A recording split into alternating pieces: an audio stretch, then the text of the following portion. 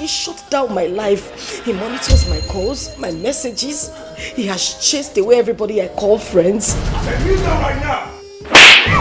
You open my gate for those prostitutes to come here, open their silly prostituted mouths and have my drink run through your esophagus. So your forefathers, down to your last brother, has any of them had this kind of drink run through their esophagus? I'm going to give that useless man that called himself my in-law. I'll quit.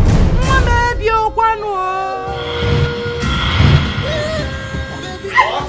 No, what's the meaning of this? Oh, my Nico Italian marble? Really? My mother is not feeling well and you're concerned about your marble? So of all monkeys in the world, you chose this one to be your mother? Is this what you're going through in Okenwa's house? I am a prisoner right in my own husband's house. 5, 4. If I come back here and meet 2 chins, beggars, lowlifes within my house, tell them they will end up in the worst prison in this country and you will join them. You cannot do anything. Try it. Try it and I will deal with you. What did my family do to you? I just want to know, why do you hate me this much? Look, it's very obvious, okay, that your family is cursed. Yes. Your family is not only cursed, but deprived. Please.